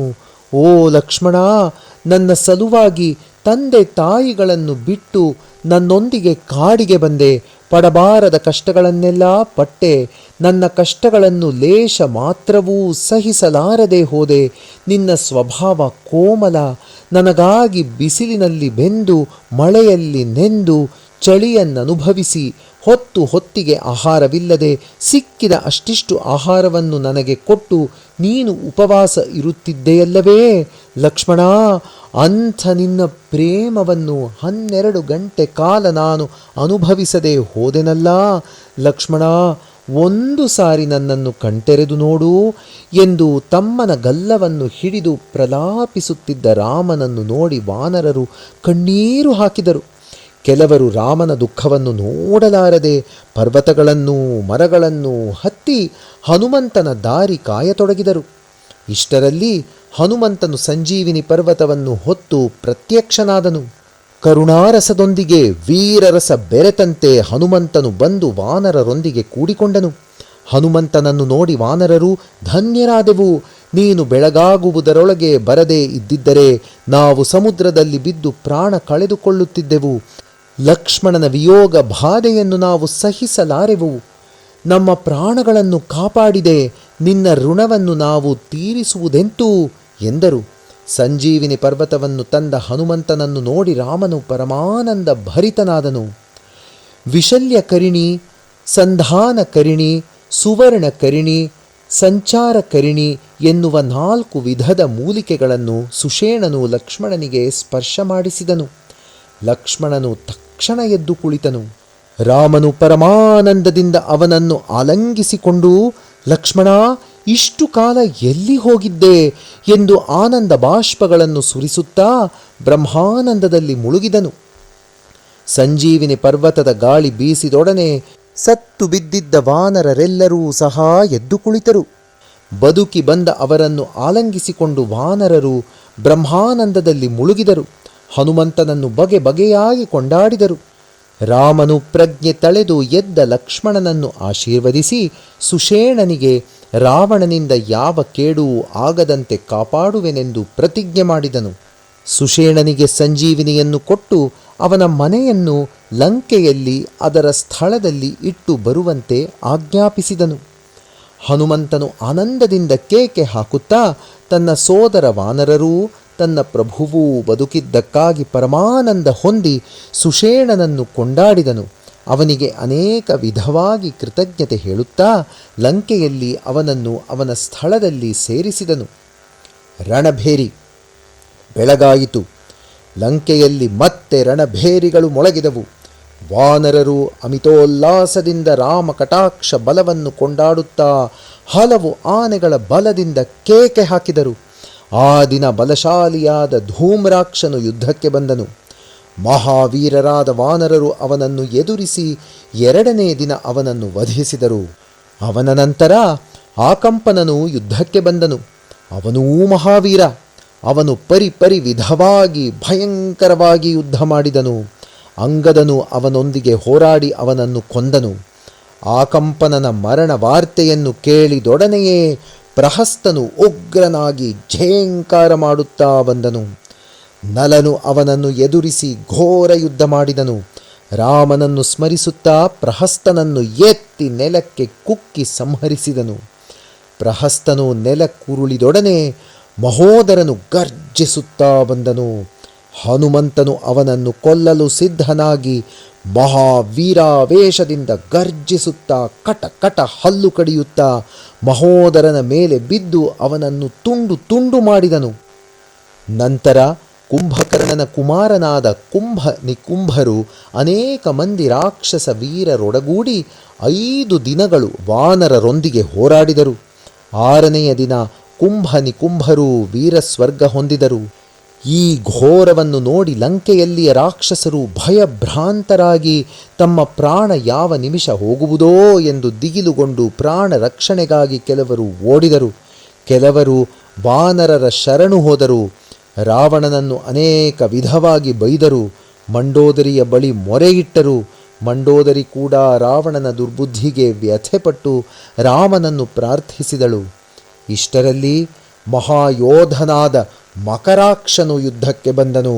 ಲಕ್ಷ್ಮಣನು ಅವನನ್ನು ಎದುರಿಸಿ ಸಂಹರಿಸಿದನು. ಲಕ್ಷ್ಮಣನು ಮಕರಾಕ್ಷನನ್ನು ಸಂಹರಿಸಿದುದನ್ನು ಕೇಳಿ ವಾನರರು ಜೈ ಜೈಕಾರ ಮಾಡಿದರು. ಮಹಾಯೋಧರೆಲ್ಲರೂ ನೆಲಕ್ಕುರುಳಿದರೆನ್ನುವ ವಾರ್ತೆ ಕೇಳಿ ರಾವಣನು ದುಃಖಿಸಿದನು. ನಿದ್ರೆಯಿಂದೆಚ್ಚರಗೊಳಿಸಿದ್ದು ರಾಕ್ಷಸರು ಕುಂಭಕರ್ಣನ ಬಳಿಗೆ ಹೋಗಿ ಅವನನ್ನೆಬ್ಬಿಸುವ ಅನೇಕ ಪ್ರಯತ್ನಗಳನ್ನು ಮಾಡಿದರು. ಕುಂಭಕರ್ಣನ ಕಿವಿಗಳ ಬಳಿ ಭೇರಿ ಮೃದಂಗಗಳನ್ನು ಬಾರಿಸಿದರು. ಕದಲದ ಕುಂಭಕರ್ಣನನ್ನು ಕಂಡು ರಾವಣನು ಕೋಪಗೊಂಡು ಹಲವು ಜನ ಮುಷ್ಟಿಯುದ್ಧದ ಮಲ್ಲರನ್ನು ಕರೆಸಿ ಗದೆಯಿಂದ ಮುಷ್ಟಿಯಿಂದ ಅವನ ತೊಡೆಗಳಿಗೆ ಹೊಡಿಸಿದನು. ಕುಂಭಕರ್ಣನು ಎಚ್ಚರಗೊಂಡು ಕಣ್ಣು ತೆರೆದು ನೋಡಿದನು. ಆಗ ರಾವಣನು ತನ್ನ ಗೋಳನ್ನು ಹೇಳಿಕೊಂಡನು. ಕುಂಭಕರ್ಣನ ಮಕ್ಕಳ ಮರಣ ವಾರ್ತೆಯನ್ನು ತಿಳಿಸಿದನು. ಕುಂಭಕರ್ಣನು ತನ್ನ ಮಕ್ಕಳ ಮರಣ ವಾರ್ತೆ ಕೇಳಿದೊಡನೆಯೇ ಕಾಲನಂತೆ ಕಣ್ಣುಗಳನ್ನು ಕೆಂಪಗೆ ಮಾಡಿಕೊಂಡು, ಲೋ ಮೂರ್ಖ, ಜಾನಕಿಯು ಜಗಜ್ಜನನಿ, ಅವಳನ್ನು ಕದ್ದ ನಿನಗೆ ಶುಭವಾಗುವುದೇ? ನೀನು ಮಾಡಿರುವುದು ಎಷ್ಟು ಮಾತ್ರಕ್ಕೂ ಸಹಿಸಲಾಗದ ಕೆಲಸ. ನಿನ್ನ ದುರ್ಬುದ್ಧಿಯಿಂದ ಲಂಕೆಯನ್ನೇ ನಾಶ ಮಾಡಿಕೊಳ್ಳುತ್ತಿದ್ದೀಯೇ. ಇನ್ನಾದರೂ ಅಭಿಮಾನ ಬಿಟ್ಟು ರಾಮನನ್ನು ಶರಣು ಹೋಗು, ನಿನಗೆ ಶುಭವಾಗುವುದು. ಮಾನ ಮರ್ಯಾದೆಗಳನ್ನು ಬಿಟ್ಟು ಧರ್ಮವನ್ನು ಜರಿದು ಪರಸ್ತ್ರೀಯನ್ನು ಅಪಹರಿಸುವುದು ರಾಜಧರ್ಮವೇ? ಇದು ಪರಮಾರ್ಥವೇ? ನಿನಗೆ ತಕ್ಕ ಫಲವೇ ಸಿಕ್ಕಿದೆ ರಾವಣ. ರಾಮನು ಸಾಮಾನ್ಯನಲ್ಲ. ಮೋಹದಿಂದ ಕಾಮಾಂಧಳಾಗಿ ಶೂರ್ಪಣಖಿ ತನ್ನ ಸ್ವಾರ್ಥ ಸಾಧನೆಗೆ ಸನ್ನಾಹ ಮಾಡಿದ್ದರಿಂದಲೇ ಆ ಕಾಮಾಂಧೆಯು ತನ್ನ ಶಿಕ್ಷೆ ಅನುಭವಿಸಿ ನಿನ್ನಿಂದ ಈ ಕಿರಾತ ಚರ್ಯೆ ಮಾಡಿಸಿ ನಿನ್ನನ್ನೂ ಹಾಳು ಮಾಡಿದಳು.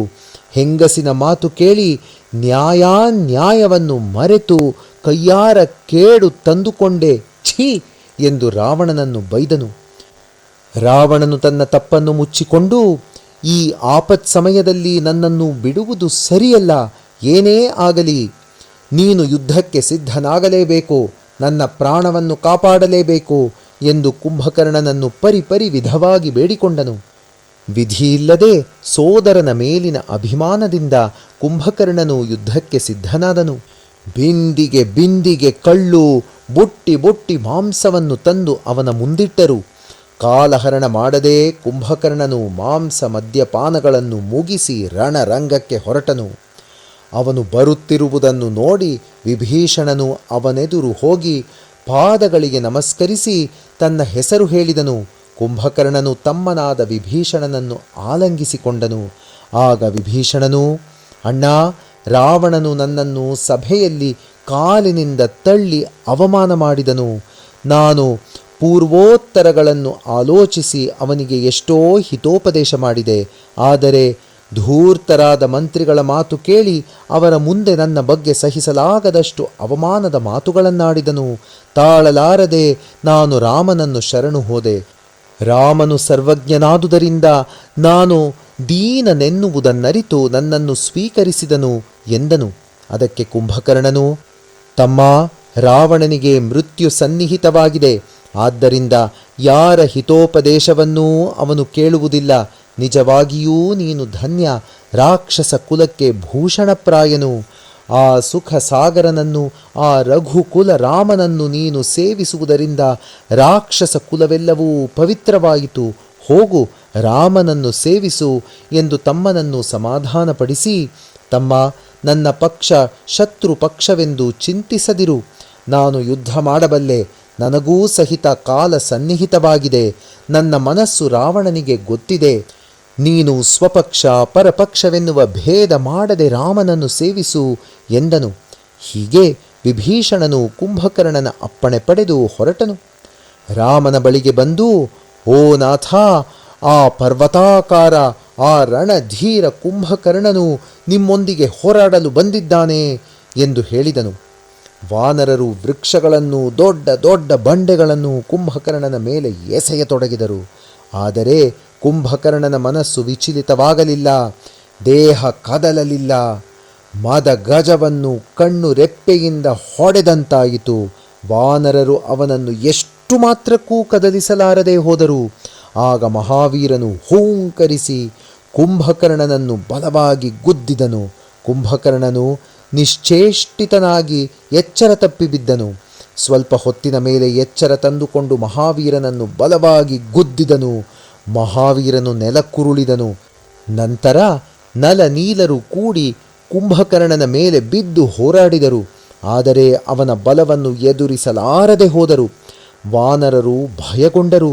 ಅವನೆದುರು ನಿಲ್ಲಲಾರದೆ ಹಿಮ್ಮೆಟ್ಟಿದರು. ಸುಗ್ರೀವ ಅಂಗದಾದಿಗಳು ಸಹಿತ ಎದುರಿಸಲಾರದೆ ನೆಲಕ್ಕೆ ಬಿದ್ದರು. ಕುಂಭಕರ್ಣನು ಸುಗ್ರೀವನನ್ನು ಕಂಕುಳಲ್ಲಿ ಇರಿಸಿಕೊಂಡು ಹೊರಟನು. ಕಪಿರಾಜನನ್ನು ಸೆರೆ ಹಿಡಿದುಕೊಂಡು ಹೋದುದರಿಂದ ವಾನರ ಸೈನ್ಯವನ್ನು ಜಯಿಸಿದಂತಾಯಿತೆಂದು ಭಾವಿಸಿದನು. ಕುಂಭಕರ್ಣನ ವಧೆ. ಇಷ್ಟರಲ್ಲಿ ವಾಯುಪುತ್ರನಿಗೆ ಪ್ರಜ್ಞೆ ಬಂದು ಸುಗ್ರೀವನನ್ನು ಹುಡುಕಲಾರಂಭಿಸಿದನು. ಸುಗ್ರೀವನು ಮೂರ್ಛೆಯಿಂದ ಎಚ್ಚೆತ್ತು ಕುಂಭಕರ್ಣನ ಹಿಡಿತದಿಂದ ತಪ್ಪಿಸಿಕೊಳ್ಳಲು ಅನೇಕ ವಿಧವಾಗಿ ಪ್ರಯತ್ನಿಸುತ್ತಿದ್ದುದನ್ನು ನೋಡಿ ಹನುಮಂತನು ಅವನ ಸಹಾಯಕ್ಕೆ ಅವನನ್ನು ಸಮೀಪಿಸಿದನು. ಸುಗ್ರೀವನು ಕುಂಭಕರ್ಣನ ಕಿವಿ ಮೂಗುಗಳನ್ನು ಕತ್ತರಿಸಿದನು. ದೊಡ್ಡ ಶರೀರವಾದ್ದರಿಂದ ಕುಂಭಕರ್ಣನು ಉಸಿರಾಡಲಾರದೆ ಬಹು ಬಾಧೆಪಟ್ಟನು. ಆ ವೇಳೆಗೆ ರಾಮಜಯಂ ರಾಮಜಯಂ ಎನ್ನುತ್ತಾ ವಾನರರು ಸಹಸ್ರ ಸಹಸ್ರ ಸಂಖ್ಯೆಯಲ್ಲಿ ಸೇರಿ ಮರಬಂಡೆಗಳ ಮಳೆಗರೆದರು. ಕುಂಭಕರ್ಣನು ಉಗ್ರನಾಗಿ ವಾನರರ ಮೇಲೆ ಬಿದ್ದು ಅನೇಕ ವಾನರರನ್ನು ಹಿಡಿದು ತಿಂದನು. ಅನೇಕರು ಅವನ ಕೈಯಲ್ಲಿ ಸಿಕ್ಕಿ ನಲುಗಿದರು. ಕುಂಭಕರ್ಣನು ವಾನರ ಸೈನ್ಯವನ್ನು ಚೆಲ್ಲಾಪಿಲ್ಲಿ ಮಾಡಿದನು. ಇದನ್ನು ನೋಡಿ ರಾಮನು, ಇನ್ನು ಸಹಿಸಲಾರೆ, ಸ್ವತಃ ಯುದ್ಧಕ್ಕಿಳಿಯದೆ ವಿಧಿಯಿಲ್ಲ. ಲಕ್ಷ್ಮಣ, ಆ ಅಕ್ಷಯ ಬತ್ತಳಿಕೆಯನ್ನು ಇತ್ತ ಕೊಡು ಎಂದನು. ರಾಮನು ಕೋದಂಡವನ್ನು ಧರಿಸಿ ಸಿಂಹದಂತೆ ಯುದ್ಧ ಭೂಮಿಗೆ ಹೊರಟನು. ಲಕ್ಷ್ಮಣ, ಸುಗ್ರೀವ, ಹನುಮಂತ, ಜಾಂಬವಂತ ಮೊದಲಾದವರು ಅವನನ್ನು ಅನುಸರಿಸಿ ಹೊರಟರು.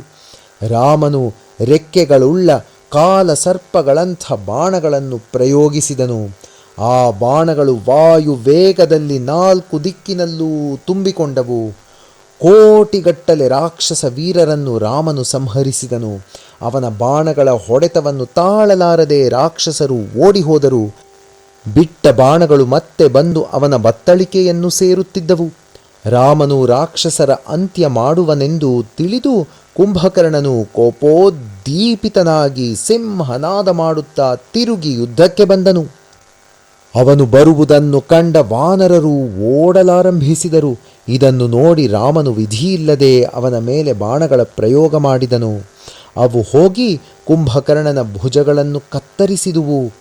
ರೆಕ್ಕೆ ಇಲ್ಲದ ಮಂದರ ಪರ್ವತದಂತೆ ಭುಜಗಳಿಲ್ಲದ ಕುಂಭಕರ್ಣನು ಪ್ರಕಾಶಿಸಿದನು. ಸಿಂಹನಾದ ಮಾಡುತ್ತಾ ರಾಮನತ್ತ ಧಾವಿಸಿದನು.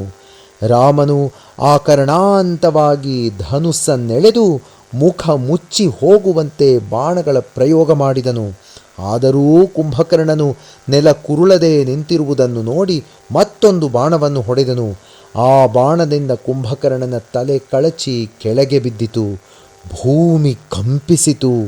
ತಲೆಯಿಲ್ಲದ ಕುಂಭಕರ್ಣನ ಶರೀರ ಕೆಳಗುರುಳುತ್ತಿದ್ದುದನ್ನು ನೋಡಿ ರಾಮನು ಮತ್ತೊಂದು ಬಾಣ ಹೊಡೆದು ಅದನ್ನು 2 ಭಾಗವಾಗಿ ತುಂಡರಿಸಿದನು. ಆಗ ಅವನ ಶರೀರದಿಂದ ಹೊರಟ ಕಾಂತಿಯು ಬಂದು ರಾಮನನ್ನು ಸೇರಿತು. ಆಪತಪಗಳಿಲ್ಲದೆಯೇ ಆ ರಾಕ್ಷಸನು ಮುಕ್ತಿ ಹೊಂದಿದನು. ಹೀಗೆ ಆ ಜಗದೇಕ ವೀರನಾದ ರಾಮನು ರಣರಂಗದಲ್ಲಿ ಪ್ರಕಾಶಿಸಿದನು. ರಾಮನ ಮುಖಾರವಿಂದದ ಮೇಲೆ ಬೆವರು ಹನಿಗಳು ಶೋಭಿಸಿದುವು. ಕುಂಭಕರ್ಣನ ರಕ್ತಬಿಂದುಗಳು ರಾಮನ ಶರೀರದ ಮೇಲೆ ಬಿದ್ದು ಕಮಲದ ಮೇಲೆ ನೀರಿನ ಹನಿಗಳು ನಿಂತಂತೆ ಕಾಂತಿಯಿಂದ ಪ್ರಕಾಶಿಸುತ್ತಿತ್ತು. ಅಷ್ಟರಲ್ಲಿ ಸಂಜೆಯಾಯಿತು. ಉಭಯ ಪಕ್ಷದವರೂ ವಿರಮಿಸದೆ ಖಾಡಿ ಹೋರಾಡಿದರು. ರಾಮಾನುಗ್ರಹದಿಂದ ವಾನರರ ಬಲ ಅಧಿಕವಾಯಿತು. ಹುಲ್ಲಿನಿಂದ ಅಗ್ನಿ ಪ್ರಜ್ವಲಿಸುವಂತೆ ವಾನರರು ವಿಜೃಂಭಿಸಿದರು. ಅಹೋರಾತ್ರಿ ರಾಕ್ಷಸರು ನಶಿಸಿದರು. ರಾವಣನಿಗೆ ಕುಂಭಕರ್ಣನ ಮರಣ ವಾರ್ತೆ ತಿಳಿದೊಡನೆ ಮಣಿಯನ್ನು ಕಳೆದುಕೊಂಡ ಸರ್ಪದಂತೆ ಬಹಳ ದುಃಖಿಸಿದನು. ಮಾತು ಮಾತಿಗೂ ತಮ್ಮನ ಮೃತ ಶರೀರವನ್ನು ತಬ್ಬಿಕೊಂಡು ಗೋಳಾಡಿದನು. ಮೇಘನಾದ ಬಂದು ತಂದೆಯನ್ನು ಸಮಾಧಾನಪಡಿಸಿದನು. ನಾಳೆ ನನ್ನ ಪ್ರತಾಪವನ್ನು ತೋರಿಸುತ್ತೇನೆ. ಒಂದೇ ಕ್ಷಣದಲ್ಲಿ ವಾನರ ಸೈನ್ಯವನ್ನು ಸವರಿ ಹಾಕುತ್ತೇನೆ. ಇವತ್ತಿನ ದುಃಖಕ್ಕೆ ಮಿಗಿಲಾದ ಸಂತೋಷವನ್ನು ನಾಳೆ ಕೊಡುತ್ತೇನೆ ಎಂದು ಏನೇನೋ ವ್ಯರ್ಥವಾದ ಮಾತುಗಳನ್ನಾಡಿ ರಾವಣನನ್ನು ಸಮಾಧಾನಪಡಿಸಲು ಯತ್ನಿಸಿದನು. ಮೇಘನಾದ. ಬೆಳಗಾಯಿತು. ವಾನರ ಭಲ್ಲೂಕಗಳು ನಗರವನ್ನು ಮುತ್ತಿವೆ ಎಂದು ಚಾರರ ಮೂಲಕ ತಿಳಿದ ರಾಕ್ಷಸ ವೀರರು ಶೂರರು ಯುದ್ಧಕ್ಕೆ ಸಿದ್ಧರಾಗಿ ಬಂದರು. ಆ ದಿನದ 2 ಪಕ್ಷದವರ ಯುದ್ಧವೂ ವರ್ಣನಾತೀತ. ಮೇಘನಾದನು ಮಾಯಾರಥವನ್ನೇರಿ ಅಂತರಿಕ್ಷಕ್ಕೆ ಹಾರಿದನು. ಅಂತರಿಕ್ಷದಿಂದ ಪ್ರಳಯ ಕಾಲದ ಮೇಘದಂತೆ ಗರ್ಜಿಸಿದನು. ಅವನ ಗರ್ಜನೆಯನ್ನು ಕೇಳಿದ ವಾನರರು ಭಯದಿಂದ ತತ್ತರಿಸಿದರು. ಭೂಮಿ ಅದುರಿತು. ಮೇಘನಾದನು ಕ್ಷಣದಲ್ಲಿ ಮಾಯಾ ಸೀತೆಯನ್ನು ಸೃಷ್ಟಿಸಿ ಅದನ್ನು ರಥದಲ್ಲಿರಿಸಿಕೊಂಡು ಯುದ್ಧರಂಗಕ್ಕಿಳಿದನು. ಅದನ್ನು ಮೊದಲು ವಾಯುಪುತ್ರನು ನೋಡಿದನು. ಆಗ ಮೇಘನಾದನು, ಎಲವೋ ಹನುಮ, ಯಾರ ನಿಮಿತ್ತವಾಗಿ ನೀವು ಯುದ್ಧ ಮಾಡುತ್ತಿರುವಿರೋ ಆ ಸೀತೆಯನ್ನು ಈಗೋ ಕೊಲ್ಲುತ್ತಿದ್ದೇನೆ. ಇದರಿಂದ ಯುದ್ಧ ಸಮಾಪ್ತಿಯಾಗುವುದು ಎಂದು ಕತ್ತಿಯನ್ನು ಹಿರಿದು ಆ ಮಾಯಾ ಸೀತೆಯನ್ನು 2 ತುಂಡು ಮಾಡಿ ಕೆಳಕ್ಕೆಸೆದನು. ಹನುಮಂತನು ಕೋಪದಿಂದ ಕುದಿದನು. ವಾನರ ಸೈನ್ಯವನ್ನು ಕರೆದು, ನಿಮ್ಮ ಪ್ರಾಣಗಳ ಮೇಲೆ ಆಸೆ ಬಿಟ್ಟು ಹೋರಾಡಿ ರಾಕ್ಷಸರನ್ನು ಹತ ಮಾಡಬೇಕು ಎಂದು ಎಚ್ಚರಿಸಿದನು. ವಾನರರು ಘೋರವಾಗಿ ಯುದ್ಧ ಮಾಡಿದರು. ವಾನರರ ಹೊಡೆತಕ್ಕೆ ನಿಲ್ಲಲಾರದೆ ರಾಕ್ಷಸರು ಲಂಕೆಗೆ ಹಿಂತಿರುಗಿದರು. ಇತ್ತ ಹನುಮಂತನು ಆ ಕ್ಷಣವೇ ರಾಮನ ಬಳಿಗೆ ಬಂದು ಮೇಘನಾದನು ಮಾಡಿದ ದುರ್ವ್ಯಾಪಾರವನ್ನು ತಿಳಿಸಿದನು. ರಾಮನು ಅದನ್ನು ಕೇಳಿದಾಕ್ಷಣ ದುಃಖಿತನಾದವನಂತೆ ನಟಿಸಿದನು. ಅದು ಮಾಯಾ ಸೀತೆ ಎಂದು ರಾಮನಿಗೆ ತಿಳಿಯದಿರಲಿಲ್ಲ. ಆದರೆ ಸಾಮಾನ್ಯ ಮಾನವನಂತೆ ಲೀಲಾ ನಾಟಕವಾಡಿದನು. ಲಕ್ಷ್ಮಣನು, ಸೀತೆಯೇ ಇಲ್ಲದ ಮೇಲೆ ನಮಗೇಕೆ ಯುದ್ಧ? ಲೋಕಮಾತೆ ಇಲ್ಲದ ಈ ಲೋಕ ನನಗೇಕೆ ಎಂದು ದುಃಖಿಸಿದನು. ಆ ವಾರ್ತೆಯನ್ನು ಕೇಳಿ ವಿಭೀಷಣನು ಬಂದು ರಾಮನಿಗೆ ನಮಸ್ಕರಿಸಿ, ಓ ನಾಥ, ನಿನಗೆ ತಿಳಿಯದುದೇನಲ್ಲ. ಇದೆಲ್ಲ ಸುಳ್ಳು. ಅತಿ ಜಾಗರೂಕತೆಯಿಂದ ಜಾನಕಿ ಕಾಪಾಡಲ್ಪಡುತ್ತಿದ್ದಾಳೆ. ರಾವಣನಲ್ಲದೆ ಬೇರೊಬ್ಬರು ಅತ್ತ ಸುಳಿಯಲಾರರು. ನಿಮ್ಮನ್ನು ಮೋಹಗೊಳಿಸಲೆಂದೇ ಮೇಘನಾದನು ಮಾಯಾಸೀತೆಯನ್ನು ಸೃಷ್ಟಿಸಿ ಅದನ್ನು ಕೊಂದಿದ್ದಾನೆ. ನಮ್ಮ ರಾಕ್ಷಸರಲ್ಲಿ ಇಂಥದ್ದು ಸರ್ವಸಾಮಾನ್ಯ. ಇದು ನನಗೆ ಚೆನ್ನಾಗಿ ಗೊತ್ತು ಎಂದನು. ರಾಕ್ಷಸರ ಮರ್ಮಗಳನ್ನು ಗುಟ್ಟಾಗಿಟ್ಟುಕೊಳ್ಳದೆ ತಮಗೆ ತಿಳಿಸಿದ ವಿಭೀಷಣನನ್ನು ರಾಮ ಲಕ್ಷ್ಮಣರು ಬಹಳ ಮೆಚ್ಚಿಕೊಂಡರು. ಇದನ್ನು ಕೇಳಿದ ಹನುಮಂತನು ಸೂಕ್ಷ್ಮ ರೂಪ ಧರಿಸಿ ಲಂಕೆಯನ್ನು ಪ್ರವೇಶಿಸಿ ಜಾನಕಿಯನ್ನು ನೋಡಿ ಬಂದನು. ಜಾನಕಿಯ ಕ್ಷೇಮ ಸಮಾಚಾರವನ್ನು ಹನುಮಂತನು ವಾನರರಿಗೆಲ್ಲ ತಿಳಿಸಿದನು. ವಾನರರು ಸಂತೋಷಿಸಿ ಮತ್ತೆ ಯುದ್ಧಕ್ಕೆ ಹೊರಟರು. ಮೇಘನಾದನು ಮತ್ತೆ ಬಂದು ಯುದ್ಧ ಮಾಡಲಾರಂಭಿಸಿದನು. ಈ ಬಾರಿ ಅವನು ಬಾಣಗಳು, ಪರಿಘಗಳು, ಕೃಪಾಣಗಳು, ಪರಶುಗಳು, ಪ್ರಚಂಡ ಪಾಷಾಣಗಳು ಮೊದಲಾದವುಗಳ ಮಳೆಗರೆದನು. ಹಿಡಿ, ಹೊಡೆ ಎನ್ನುವ ಭಯಂಕರ ಶಬ್ದಗಳೇ ವಾನರರ ಕಿವಿಗಳ ಮೇಲೆ ಬೀಳುತ್ತಿತ್ತು.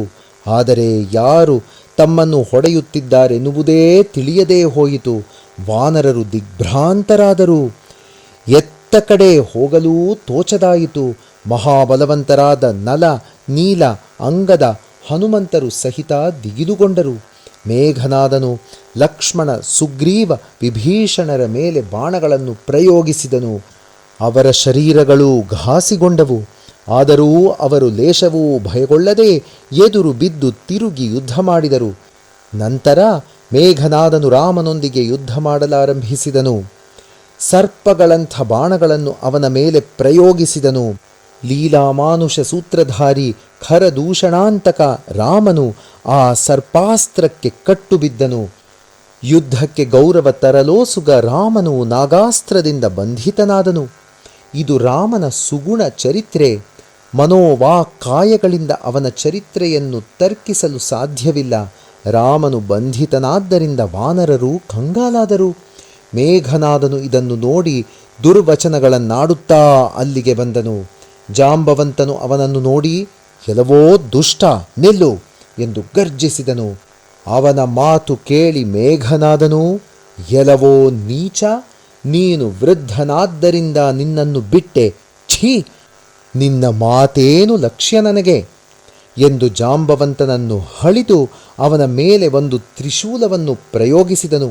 ಜಾಂಬವಂತನು ಆ ತ್ರಿಶೂಲವನ್ನು ಹಾರಿ ಹಿಡಿದು ಅದನ್ನು ತಿರುಗಿ ಮೇಘನಾದನ ಮೇಲೆ ಬಲವಾಗಿ ಎಸೆದನು. ಅದು ನೇರವಾಗಿ ಹೋಗಿ ಮೇಘನಾದನ ಹೃದಯಕ್ಕೆ ನಾಟಿತು. ಮೇಘನಾದನು ಗಿರಗಿರನೆ ತಿರುಗಿ ನೆಲಕ್ಕೆ ಬಿದ್ದನು. ಜಾಂಬವಂತನು ಅವನ ಕಾಲುಗಳನ್ನು ಹಿಡಿದು ಗಿರಗಿರನೆ ತಿರುಗಿಸಿ, "ಎಲವೋ, ನಾನು ವೃದ್ಧನೇ, ಈಗ ನನ್ನ ಬಲ ನಿನಗೆ ತಿಳಿಯುತ್ತದೆ" ಎಂದು ಅವನನ್ನು ನೆಲಕ್ಕೆ ಅಪ್ಪಳಿಸಿದನು. ಆದರೂ ಮೇಘನಾದನು ಸಾಯಲಿಲ್ಲ. ಅದನ್ನು ನೋಡಿ ಜಾಂಬವಂತನು ಅವನನ್ನು ಜೋರಾಗಿ ತಿರುಗಿಸಿ ಲಂಕೆಗೆ ಎಸೆದನು. ಕೆಳಗೆ ಬಿದ್ದ ಮೇಘನಾದನು ಪ್ರಜ್ಞೆ ತಂದುಕೊಂಡು, ತನ್ನ ಪ್ರತಿಜ್ಞೆ ಪೂರ್ತಿ ಮಾಡಲಿಲ್ಲವಲ್ಲ ಎಂದು ತಂದೆಗೆ ಮುಖ ತೋರಿಸಲು ನಾಚಿ, ರಾಕ್ಷಸರು ಅನೇಕ ತಪಸ್ಸುಗಳನ್ನು ಮಾಡಿ ವರಗಳನ್ನು ಪಡೆದ ನಿಕುಂಭಿಲಾ ಎನ್ನುವ ಉದ್ಯಾನವನಕ್ಕೆ ಹೊರಟನು. ಗುಪ್ತ ವೇಷದಿಂದ ತಿರುಗುತ್ತಿದ್ದ ವಿಭೀಷಣನ 4 ಮಂತ್ರಿಗಳು ಬಂದು ಈ ಸಮಾಚಾರವನ್ನು ವಿಭೀಷಣನಿಗೆ ತಿಳಿಸಿದರು. ವಿಭೀಷಣನು ರಾಮನ ಬಳಿಗೆ ಬಂದು, "ನಾಥ, ಈಗೊಂದು ಸಮಾಚಾರ ಕೇಳಿದೆ. ಮೇಘನಾದನು ದುರ್ಮಾರ್ಗಿ, ಮಾಯಾವಿ, ದೇವಕಂಟಕ. ಅವನು ಈಗೊಂದು ಪಾಪ ಯಜ್ಞ ಮಾಡುತ್ತಿದ್ದಾನೆ. ಅವನ ಯಜ್ಞ ಪೂರ್ತಿಯಾಯಿತೆಂದರೆ ಅವನನ್ನು ಜಯಿಸುವುದು ಕಷ್ಟವಾಗುವುದು" ಎಂದನು. ಶ್ರೀರಾಮನು ವಿಭೀಷಣನ ಮಾತನ್ನು ಕೇಳಿ ಸಂತೋಷಿಸಿ ಅಂಗದ, ಹನುಮಂತರನ್ನು ಕರೆದು, "ತಮ್ಮಂದಿರೇ, ನೀವೆಲ್ಲರೂ ಲಕ್ಷ್ಮಣನನ್ನು ಕೂಡಿಕೊಂಡು ಹೋಗಿ ಅವನ ಯಜ್ಞವನ್ನು ಭಂಗ ಮಾಡಿ. ಲಕ್ಷ್ಮಣ, ನೀನು ಅವನೊಂದಿಗೆ ಯುದ್ಧ ಮಾಡಿ ಅವನನ್ನು ಜಯಿಸಬೇಕು. ದೇವತೆಗಳೆಲ್ಲರೂ ದುಃಖಿಸುತ್ತಿದ್ದಾರೆ" ಎಂದು ಆಜ್ಞಾಪಿಸುತ್ತಿದ್ದಂತೆಯೇ ವಿಭೀಷಣ, ಸುಗ್ರೀವ, ಜಾಂಬವಂತ 3 ಅನೇಕ ಮಂದಿ ಸೈನಿಕರನ್ನು ಒಟ್ಟುಗೂಡಿಸಿಕೊಂಡು ಲಕ್ಷ್ಮಣನಿಗೆ ಸಹಾಯಕರಾಗಿ ಹೊರಟರು.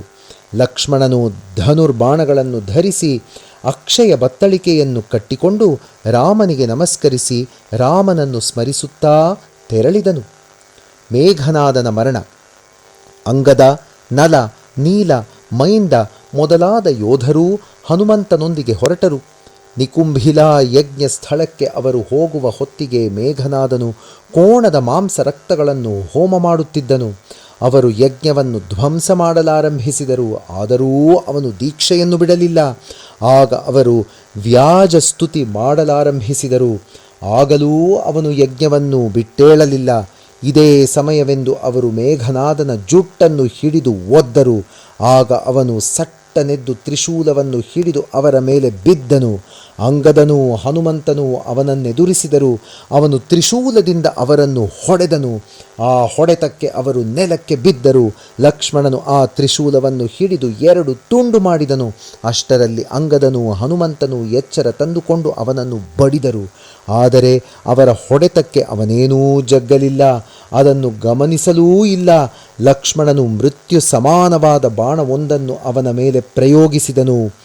ಪಿಡುಗಿನಂತಹ ಆ ಬಾಣವನ್ನು ನೋಡಿ ಮೇಘನಾದನು ಅಂತರ್ಧಾನನಾದನು.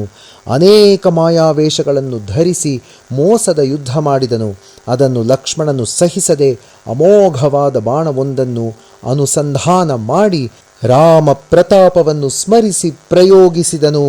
ಆ ಬಾಣ ಮೇಘನಾದನ ಹೃದಯವನ್ನು ಭೇದಿಸಿ ಅವನ ಪ್ರಾಣವನ್ನು ತೆಗೆಯಿತು. "ರಾಮ, ಲಕ್ಷ್ಮಣ" ಎನ್ನುತ್ತಾ ಅವನು ಪ್ರಾಣ ಬಿಟ್ಟನು. ಅಂತ್ಯ ಸಮಯದಲ್ಲಿ ಅವನು ರಾಮ ಲಕ್ಷ್ಮಣ ಎಂದು ಸ್ಮರಿಸಿದ್ದರಿಂದ ಅಂಗದ, ಹನುಮಂತ, ವಿಭೀಷಣರು ಮೇಘನಾದನನ್ನು ಕೊಂಡಾಡಿದರು. ಜೈ ಸಾಯಿರಾಮ್.